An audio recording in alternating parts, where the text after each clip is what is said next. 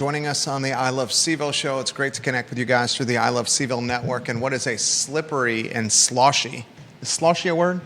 Slippery and sloshy afternoon in downtown Charlottesville. The precipitation continues to come down, but for those that are looking for a very layman and very simple man's meteorologist analysis, the roads are fine. You can drive. Get out of your house and don't be scared. Go live your life. We got here this morning when it was much colder and the roads are fine. It has since warmed up and the roads are even better. Salute and props to Charlottesville. Charlottesville City takes care of its own roads, owns its own roads, and salute and props to VDOT, who has treated the roads around Charlottesville City, Albemarle County, my stomping grounds, and just made it an easy morning commute with just much less traffic. A lot we're going to cover on the broadcast. Take a look at the screen for today's headlines. Ladies and gentlemen, Virginia football suffered a very bitter loss on Saturday night on national TV. I stayed up late. I found myself, perhaps like you, in an emotional roller coaster ride. This football game embodied the highs and lows of emotions that captivate us as average Joes and average Jennifers. And the highs were a 96-yard drive with like 90 seconds left in regulation to tie a game and send the contest into overtime.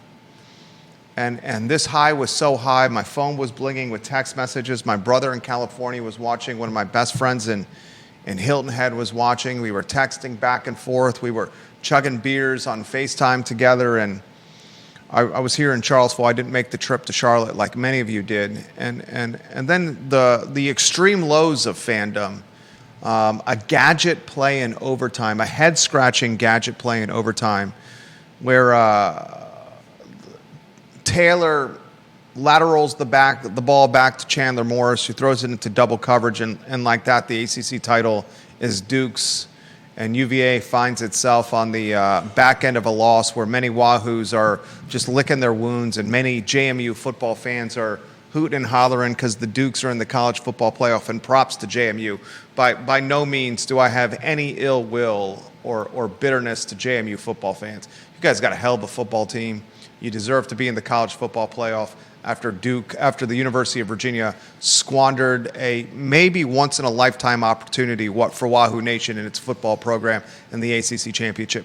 There's many of us now that are questioning the play calling, questioning going for a 45, 47-yard field goal in the first half, questioning not taking a field goal on fourth down in the second half, questioning the gadget play, and asking why the Wahoos didn't play with the same chutzpah or emotion, energy we've seen for much of the season. People are calling for Des Kitchens' head, the offensive coordinator, yet again. And they're saying the ACC Coach of the Year, Tony Elliott, was out-coached by Duke coach Manny Diaz. I'm going to pump the brakes on all of it. I'm angry. I am disappointed. It was a bitter loss. But I think life, as I've matured, and it's a process, my wife would say I still have a long way to go. But as I've matured, I realize that perspective is an extremely valuable tool, and it's a must for happiness in life. If I told you that Virginia was going to get to 10 wins for only the second time in program history and had a shot at an ACC championship, and I mentioned this to you in August or in the middle of the summer, the dog days of Virginia summer, everyone and their mother would have jumped on this opportunity and said, hell yeah, let's do it. Wahoo wah, baby.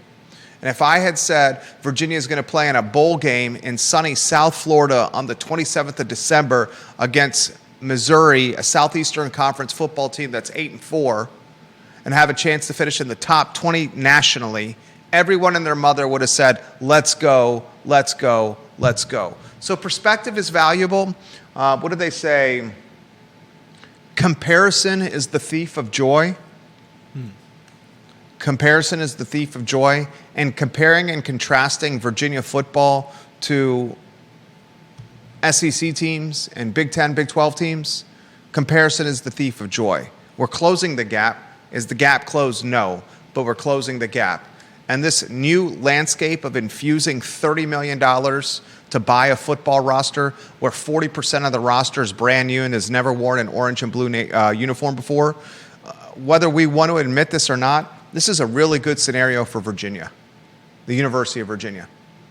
Okay? Because its alumni base, and we're about to put this in perspective, is extremely wealthy. In fact, a headline we'll talk about later in the show, the Weldon Cooper Center for Public Service highlights that University of Virginia graduates earn 53% more money than the national average after 10 years in the workforce. I'll give that to you again. Employees with UVA degrees earn 53% more than the average national wage and 41% more than the state average wage.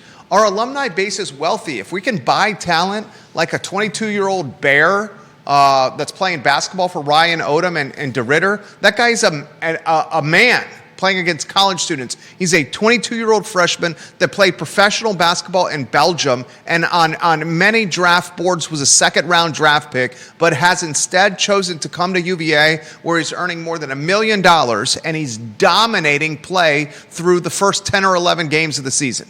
Okay? The first 8 or 9 games of the season, DeRitter is a grizzly bear. Okay? Chandler Morris, they're petitioning the NCAA right now for Chandler Morris to come back for a 6th year at the University of Virginia. If he does win this petition, Chandler Morris will turn 26. He's 24 now. He's about to be 25 years old. He's a few days younger than Jaden Daniels. His 25th birthday is right around the corner. He could conceivably be 26 if UVA wins this petition. This buy players scenario is good for Virginia athletics, whether we like to admit this or not. More on this topic on the Jerry and Jerry Show tomorrow at 10:15 a.m. I want to studio camera Judah, if we can studio camera to show the viewers and listeners what we're working with here. And then we will give some props on the show to friends of the program, Charlottesville Sanitary Supply, who've been in business for 61 years, almost 62. Charlottesville Sanitary Supply, John Vermillion and Andrew Vermillion are just A-plus people. I mean, like the salt of the earth kind of people. They probably sell salt at Charlottesville Sanitary Supply. You know, cleaning salt or salt for the sidewalks come snow time. Charlottesville Sanitary Supply is on the cusp of launching a new division, which we're helping them do, and we cannot wait to make that announcement once the new division is approved and finalized. 5 generations of Vermillions in Albemarle County, 3 generations running the family business, Charlottesville Sanitary Supply, online at charlottesvillesanitarysupply.com and located on East High Street. Wahoo fans, I understand the bitterness you are feeling right now. I feel the same. And I also wonder if a chance at an ACC championship is a once-in-a-lifetime opportunity. But I'm going to take the glasses half full perspective and remind all of you that comparison is the thief of joy. Let's not compare ourselves to the teams in the college football playoff. Let's compare ourselves to Virginia football for the last 3 years because it's been a special run.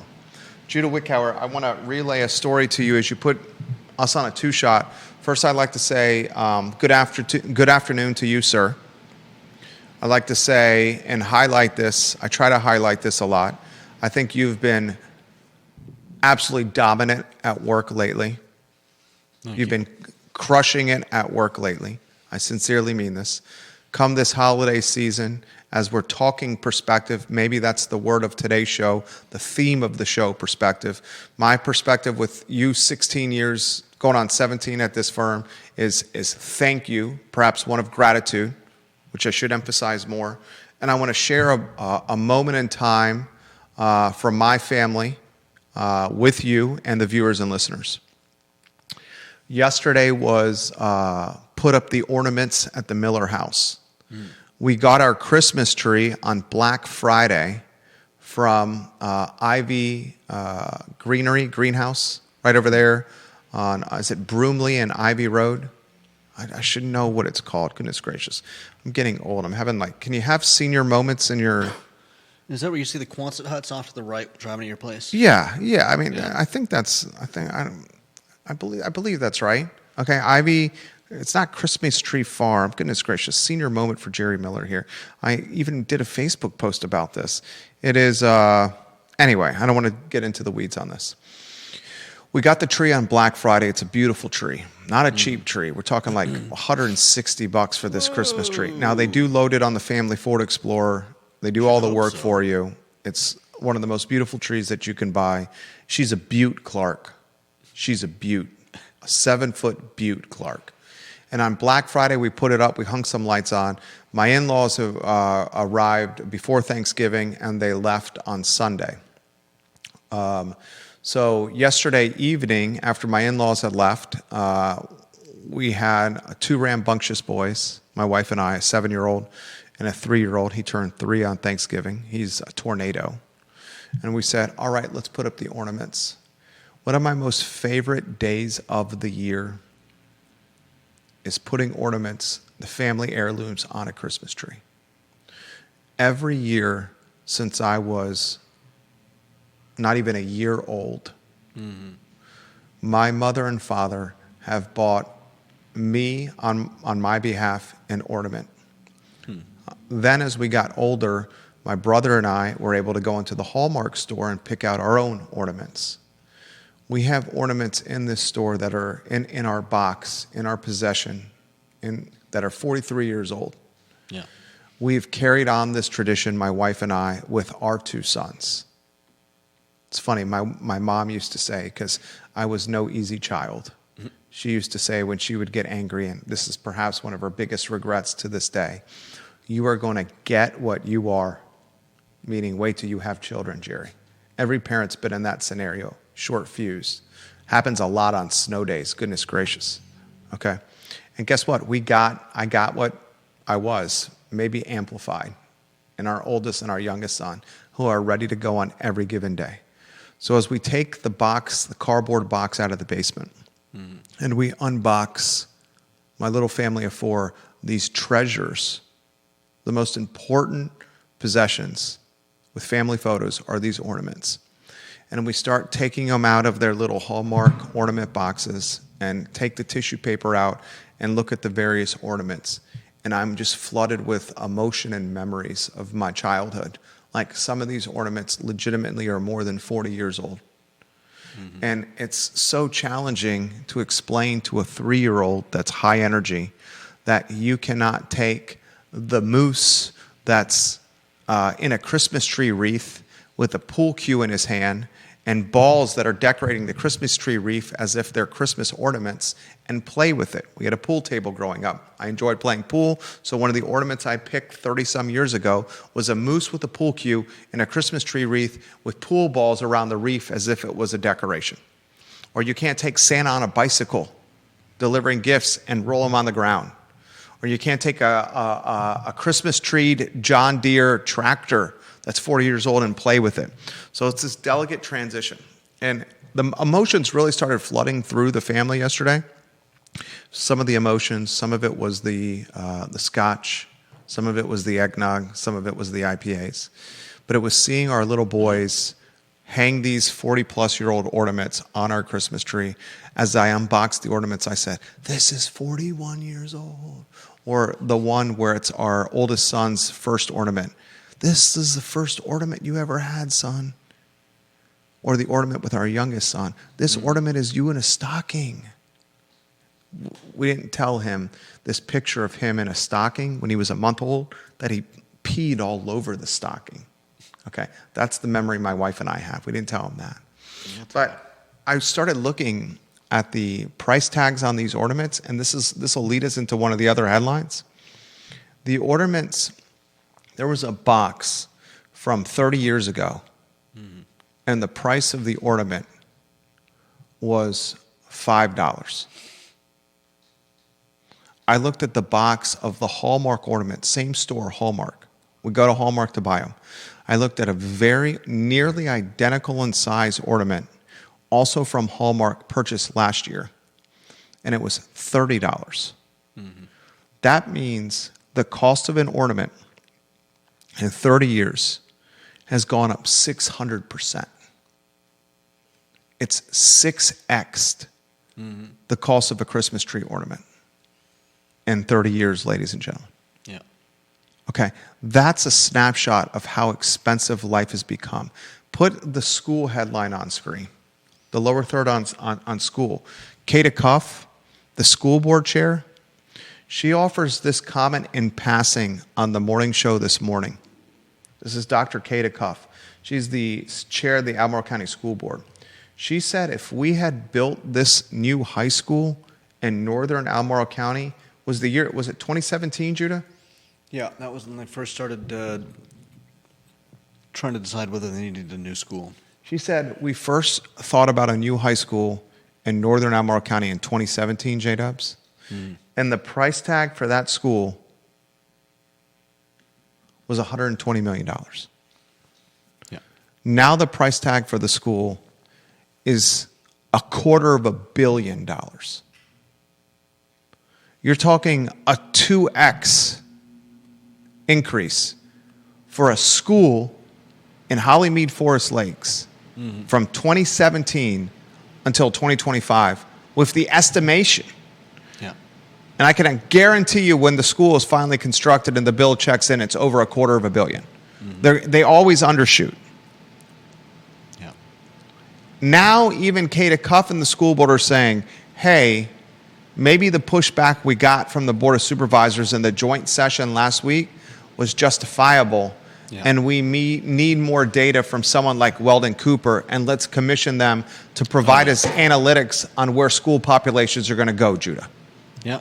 She realizes they need more data. They need a longer timeline to plan for a new high school.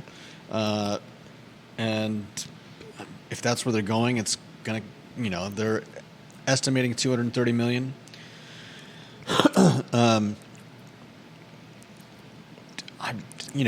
Do they even know how many? Do they even know whether they're actually going to need the high school? They're building these centers, which they're very slow to get done.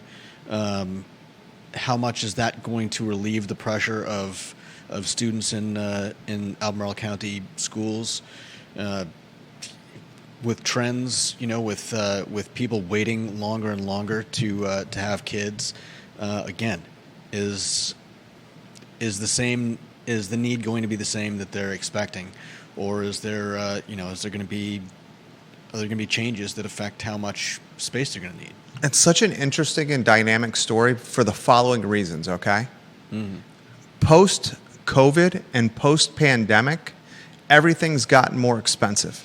Yeah. And as a result of the escalated cost of quality of life and just living in nature, living your life in general, parents are choosing to have kids later and later. And they're choosing to have less kids if they choose to have kids at all. Yeah. There's a population decline. Everywhere. Furthermore, Albemarle County in particular is one of the most expensive counties in all of the Commonwealth of Virginia, and it's only becoming more expensive.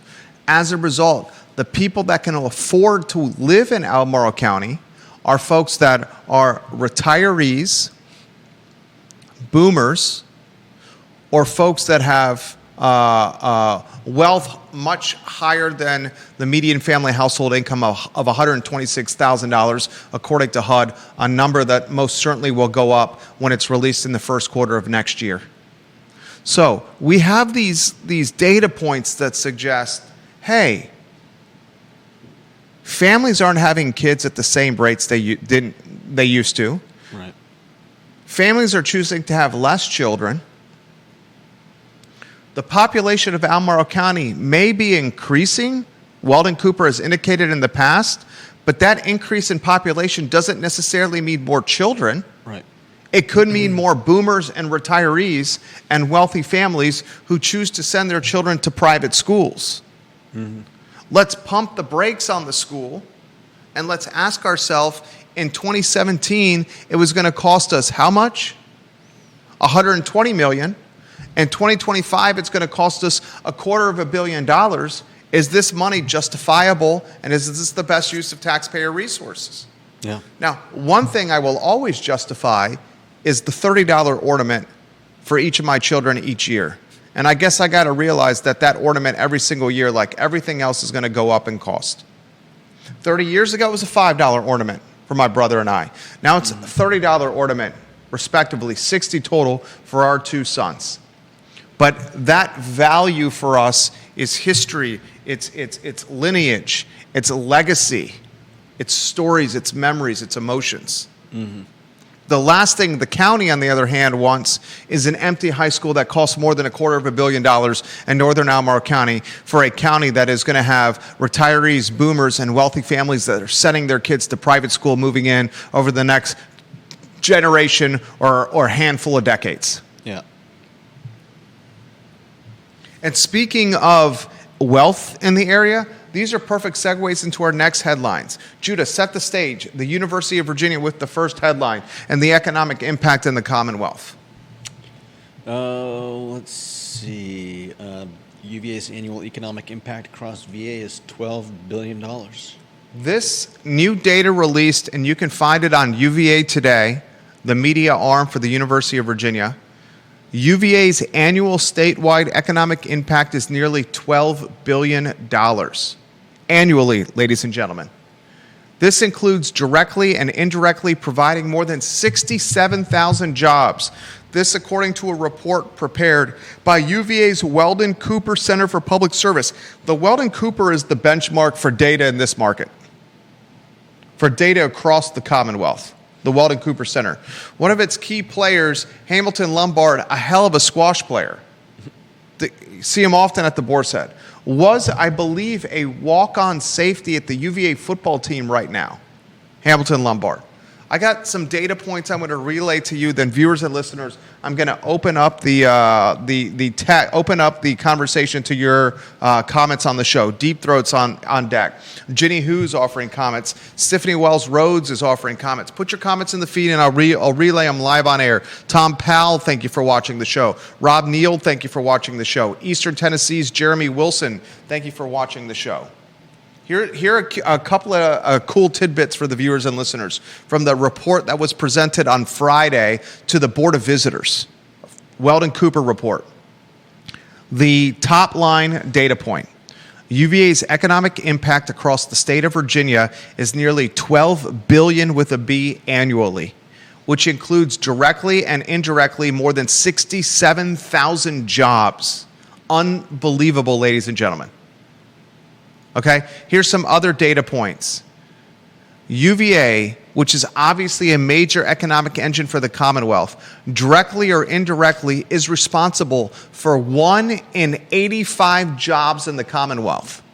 1 out of 85 jobs in Virginia are directly or indirectly tied to UVA. Here's some other data points for you, and you have some lower thirds to rotate on screen.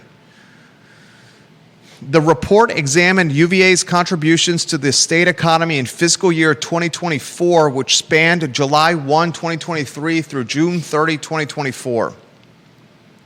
67,000 state jobs generated directly and indirectly by UVA, including UVA Health and UVA Wise.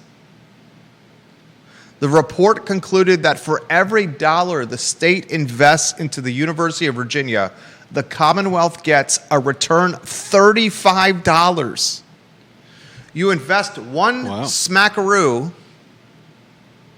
Richmond politicians, grants, funding, whatever you want to call it. One smackaroo generates a ROI of 35 smackaroos. It's amazing. Incredible return on investment. Nearly $740 million in annual economic impact from student and visitor spending in Central Virginia and around the college, UVA's college at Wise. Student and visitor spending is $740 million in Central Virginia, guys. How about this one? $455 million in tax revenue delivered to the state and local governments. How about this one? $2.6 billion in indirect impact by companies and people doing businesses with UVA. And one last one. And this is one that we can utilize for Albemarle County, Charlottesville for athletics, cost of living. This one is a double-edged sword, depending on how you look at it. Are you ready for this one? The report also found that after 10 years in the workforce, employees with UVA degrees earned 53% more than the average national wage and 41% more than the Commonwealth of Virginia average wage. You have a UVA degree, you work for 10 years, you make 53% more than the people that do not have a UVA degree. You have a UVA degree, you work for 10 years, you make 41% more than people that do not have a UVA degree in Virginia. These aren't my stats. These are a report presented by the experts of the experts, the Weldon Cooper Center, to the Board of Visitors on Friday. Judah, jump in here. Viewers and listeners, put your comments in the field and the chat boxes, and I will relay them live on air. J-Dubs, let's rock and roll. Was it 53 or 41? I'll give it to you again. 53% more than the nation average and 41% more than the state average. Okay, I got you. It's great. Until they move back here and that's what's happening. Raise the median income. Some of us never left. Yeah. Some of us are moving back, especially post-COVID, when you can work from an ISP and you wax nostalgic on the best 4 years of your life, when you had very little responsibility, you had some spending money, and you can enjoy life for 48 months before going into the workforce. Okay? You wonder why it's getting so expensive around here. These data points help back that up. Mm-hmm. It makes me also wonder, the folks that are moving here that do have kids, will they enroll their kids in public schools? Comments in the feed. I will relay them live on air. Let's go to Deep Throat.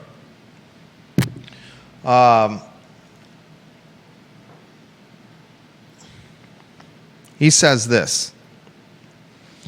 UVA direct and indirect jobs at 67,000. Does your viewership realize that the entire Charlottesville MSA, which is Charlottesville, Albemarle County, Greene, Nelson, and Fluvanna, only has 112,000 total jobs?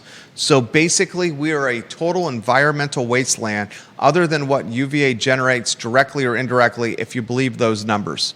Then he says, so let's see, $250 million for high school, well into six figures per student station. And at the same time, still people will say, let's build more housing. It will build up the tax base. That does not compute, friends. A $400,000 duplex will never pay the costs imposed by even one child who spends 13 years in public schools. That's why a lot of people make the argument, now these are my words, that's why a lot of people make the argument that the incremental housing, new housing, is actually a strain on taxpayer resources. Chris Fairchild makes that point. Deep Throat makes that point. The flip side of the equation is that if you don't have the housing, then the housing is just going to get more expensive. Okay? And Neil Williamson makes the point, how will the people stand up for themselves that need the housing if they don't have the housing here to stand up for themselves? That's the point Neil Williamson likes to make. Yeah.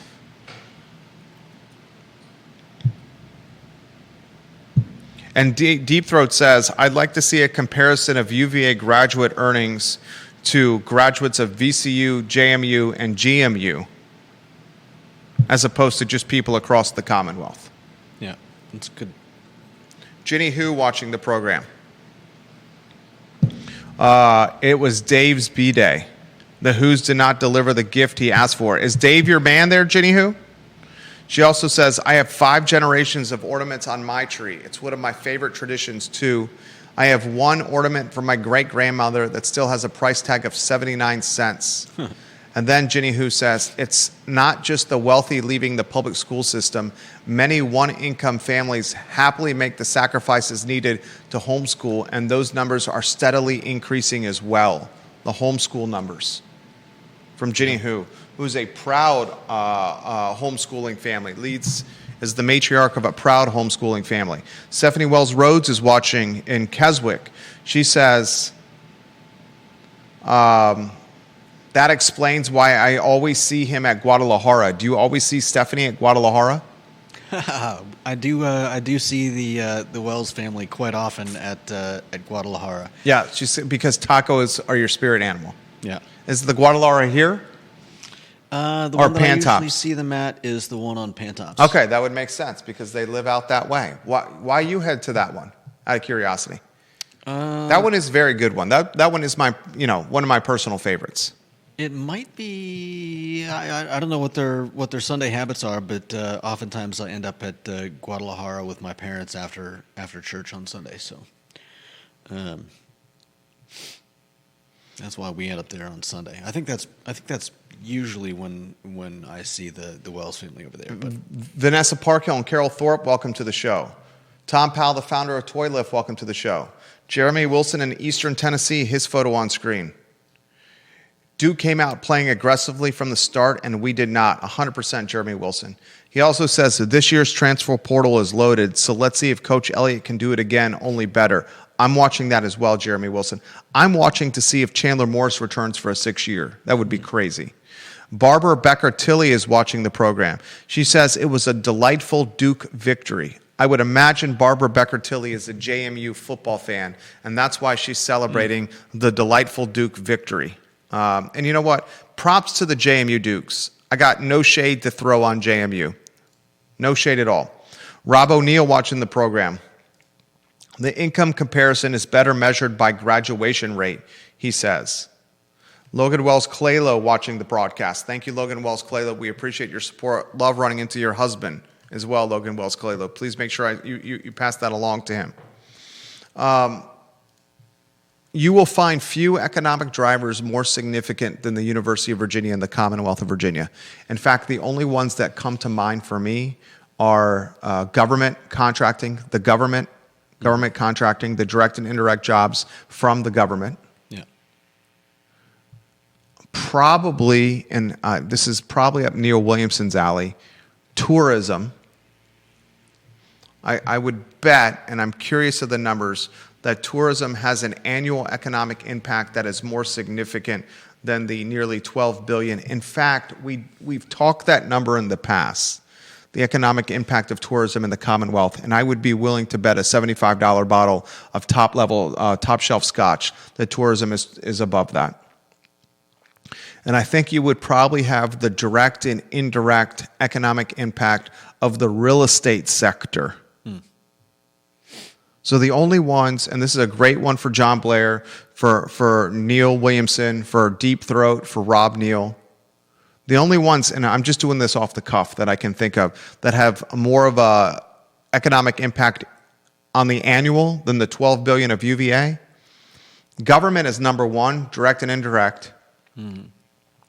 2, I would bet you it's the real estate sector, direct and indirect, because that supply chain is robust and significant.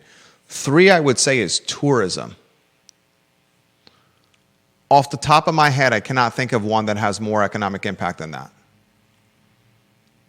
Direct and indirect. I'd be very curious to know if anybody else has some insight on that on the program. Judah Wickhauer, jump in here. Thoughts, comments, ideas?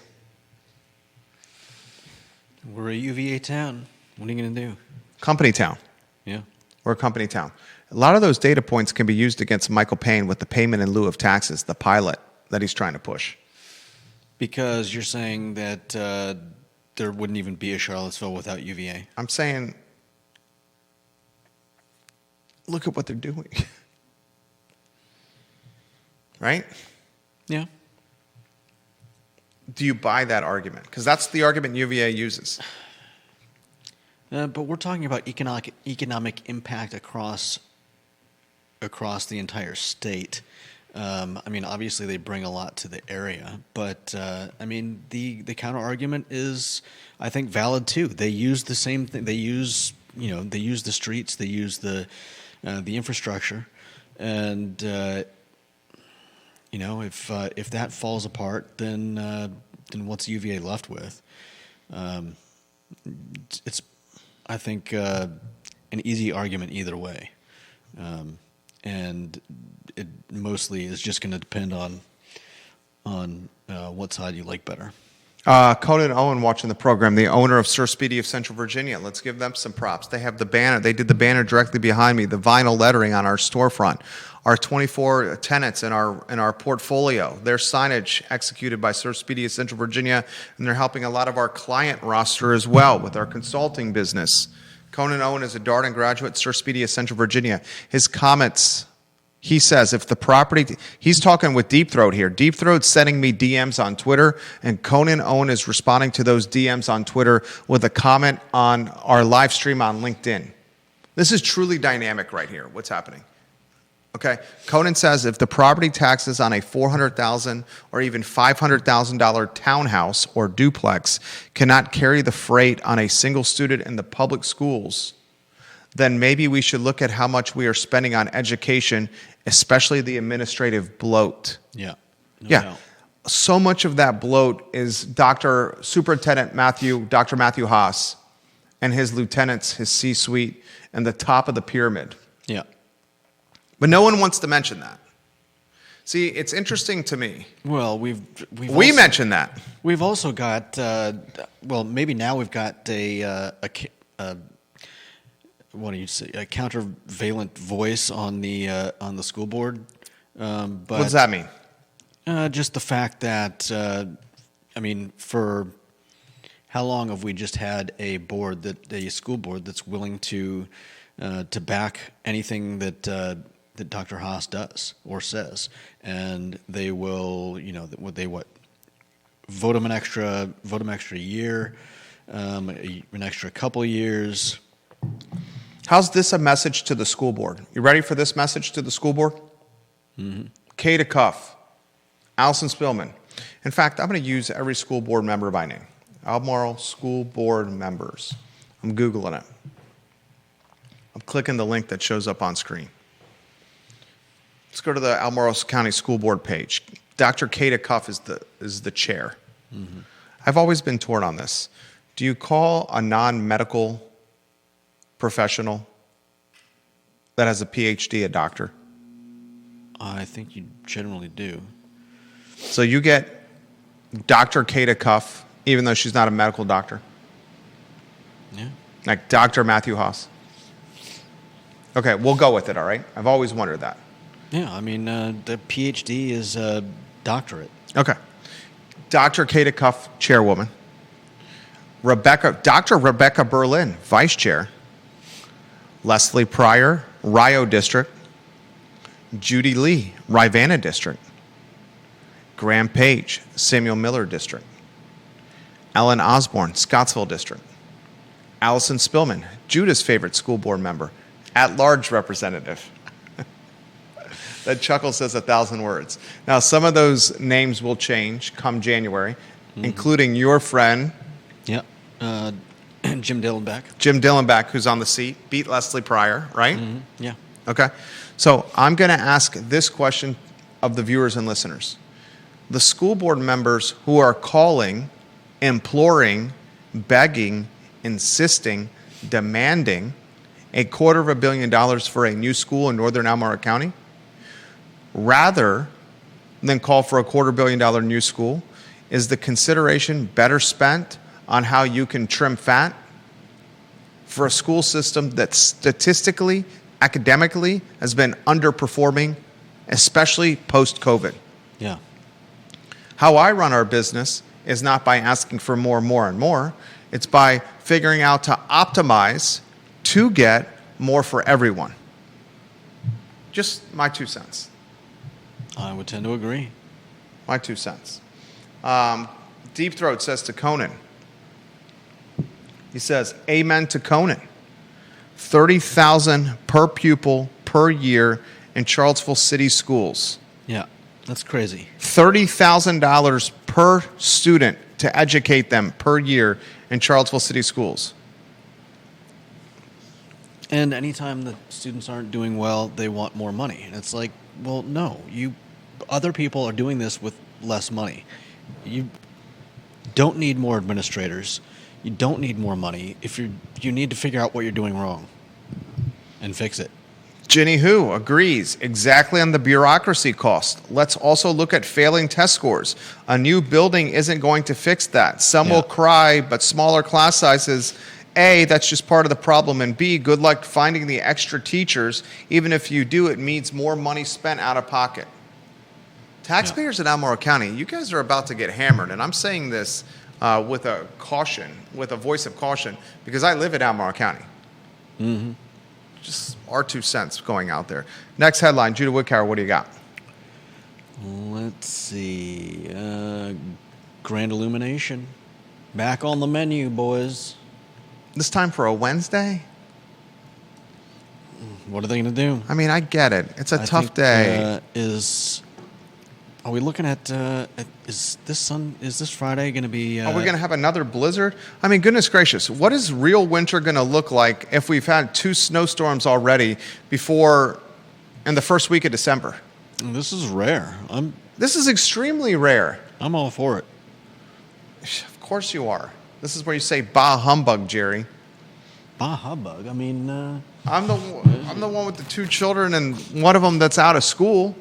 Out of school on Friday and out of school today. Our 7-year-old right now is driving my wife crazy on a 4-day weekend. After move south. Move south. He used to live in Maine. We had more than.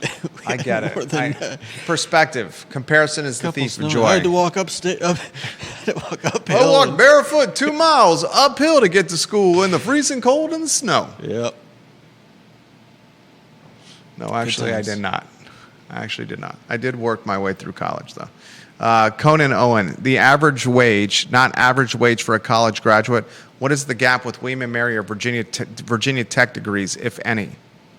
Conan Owen also says total Virginia tourism spend was $35 billion last year. So even if you give Central Virginia 1/3, that's only $12 billion. Plus a lot of local tourism is UVA related, games, grads returning for reunions, etc. He said total Virginia tourism is $35 billion last year. The total economic impact of UVA was $12 billion.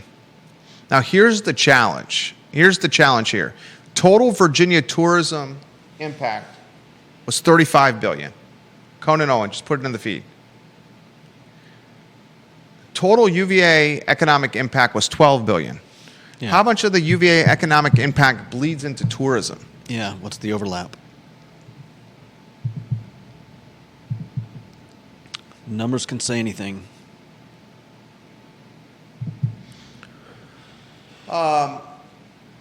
Next headline, Judah Woodcower, what do you got? And the Grand Illumination is this Wednesday. We're trying to give a plug for the Grand Illumination. Yeah, 3 cheers for Oatmeal the Third. Oatmeal the Third. What do you got on the next one? La Michoacana is... All right, you set the stage for this one. One of the great taco places in Charlottesville is La Michoacana Taqueria, and if you visited their store right there on East High Street, across the street from the Sunshine gas station, it's a pretty small little place. It's got probably like 4 sets of booths and maybe a couple tables, and then they've got a little outdoor area. I happen to be coming down. I think I decided to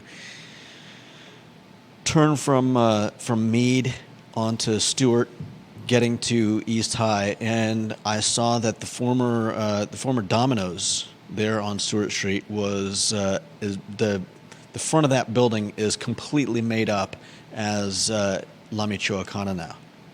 And they've got signs saying that they're coming soon, and I'm excited to see what that place is going to look like. La Michoacana embodies the Charlottesville American dream. I've been patronizing La Michoacana on East High Street. When did La Michoacana open? Let me see if I can find this out. Do you know when La Michoacana opened? No, I don't. What is their Facebook page? Their website? I don't know if they have a website. They have a website. Okay. They definitely have a website. I was on it. Okay. Do they not have a website? I don't think they do. They may have at one point. See if you can find it. I believe I've been patronizing La Michoacana for 20 years. Charlottesville. Let's see if I can find it. When did it open?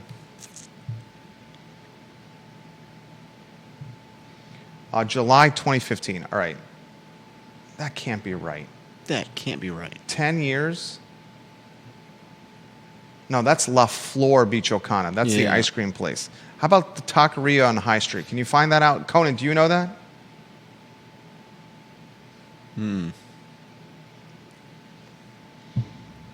I remember going in there a long, long time ago, and it was a husband and wife with one of their kids working the cash register. And that's the only people working in the restaurant. Husband and wife and one of their kids. The parents doing the cooking and the kids on the cash register. And I got some of the best tacos I've ever had in my life in a hole-in-the-wall joint next to a Molly Maid. Yeah. They are absolutely, we have an abundance of tacos locally, taquerias locally. Yep. And very under the radar, High Street has some of the best comfort food in the entire region. The steak and cheese at Fabio's is one of the best steak and cheeses in town, period. Who's going to argue that the bacon cheeseburger at Riverside is not the best burger in town? Who's going to argue against La Michoacana tacos? And if you have beef with La Michoacana tacos, you got Tacos Gomez right up the street. Yep. And you want some fried fish with Angelique's right up the street? I mean, give me a corridor that's got Jack and Jill's and foot-long hot dogs and a stovetop, a grill top that hasn't changed in 50 years. The reincarnation of Tubby's that's been there for a generation plus. You can go down High Street, Judah Wickower, and hit sandwiches at Tubby's, foot-longs at Jack and Jill's with crushed ice, bacon cheeseburgers and a basket of fries and some fried jalapeno, deep fried jalapeno at Riverside. The steak and cheese at Fabio's. Did I already say that? I'm losing track. Angelique's. Yep. That very DL is some of the best comfort food in the Commonwealth. Look at this man's going down the rabbit hole. The show's over of when La Michoacana opened over there. We'll figure it out. You know what? I'm just going to go in and ask him. I'll go in and ask him in person. You might have to do that too. Next headline. What do you got, Judah? That might be close to the end. That's all we've got. That's all we got. Great show on a snowy and chilly and sloshy Monday in downtown Charlottesville. Tomorrow at 10:15 a.m., the Jerry and Jerry Show with Virginia Sports Hall of Famer Jerry Ratcliffe. We're going to talk about the Virginia football season, and we're going to talk about the fact that they have Missouri in the Gator Bowl on December 27th. Still an opportunity to win 11 games and have the most wins in a season in Virginia football history. That's something, ladies and gentlemen. And it's phenomenal momentum and positivity going into basketball season. And the basketball team looks filthy rich and loaded. We'll give some love to Oak Valley Custom Hardscapes. If you have a custom hardscape that you need visualized, go to the Market Street cam. We getting that gentleman on the Market Street cam over there? There we go. There's salt in our courtyards over there. My dollars spent wisely. Thank you, sir. Oak Valley Custom Hardscapes. Look at that beautiful hardscape out there. Oak Valley Custom Hardscapes, ladies and gentlemen. You have a vision for a hardscape. Tim Hassan, Oak Valley Custom Hardscapes, will help you make that vision a reality. Oak Valley Custom Hardscapes. The return on investment on a hardscape is not just financial. It's return on experience and return on quality of life. Oak Valley Custom Hardscapes. Thank you for watching the I Love CVille Show. For Judah Wickower, I'm Jerry Miller.